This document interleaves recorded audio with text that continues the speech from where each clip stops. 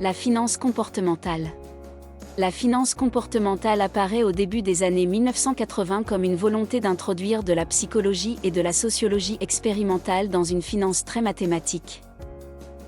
Le premier auteur à recevoir un prix Nobel d'économie est Daniel Kahneman en 2002, le second est Richard Thaler en 2017. L'opposition entre la finance classique et la finance comportementale réside principalement dans la rationalité individuelle et l'efficience informationnelle des prix. Pour la finance classique, les investisseurs évaluent majoritairement les valeurs rationnellement.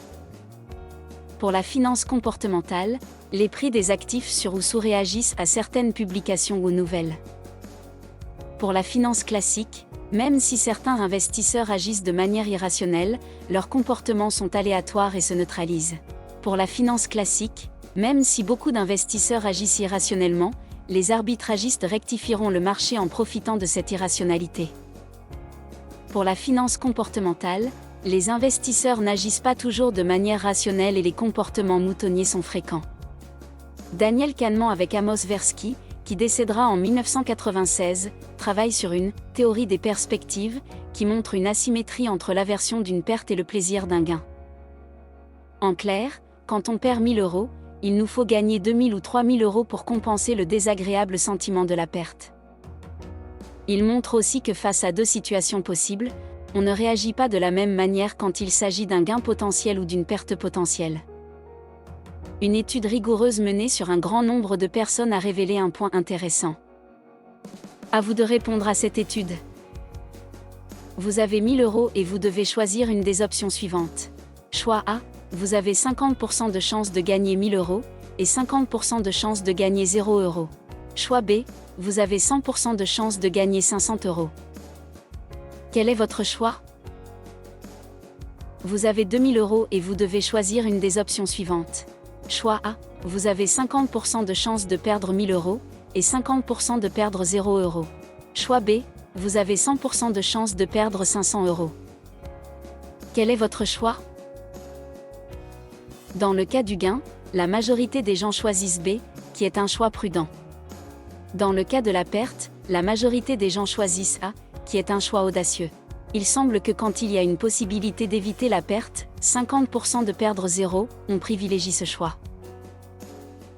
Selon Richard Thaler, les décisions économiques sont influencées par trois aspects de la psychologie humaine: les limitations cognitives, ou la rationalité limitée, les problèmes de maîtrise de soi et les préférences sociales.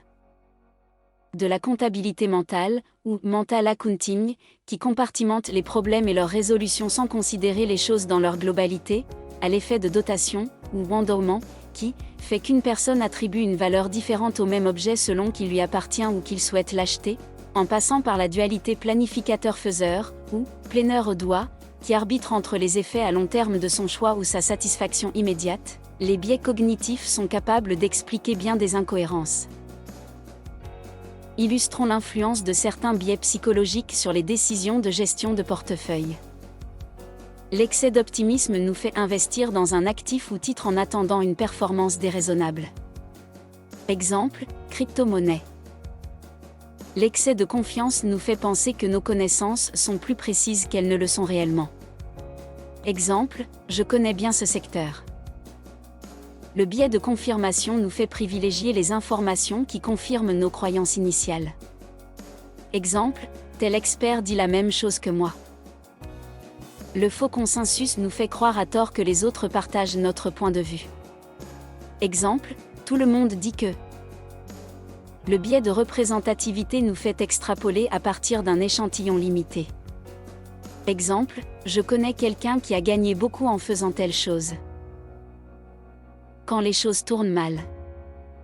Le biais de l'autruche nous fait fuir les informations déplaisantes. Exemple, je ne lis plus les études de cet analyste ou économiste.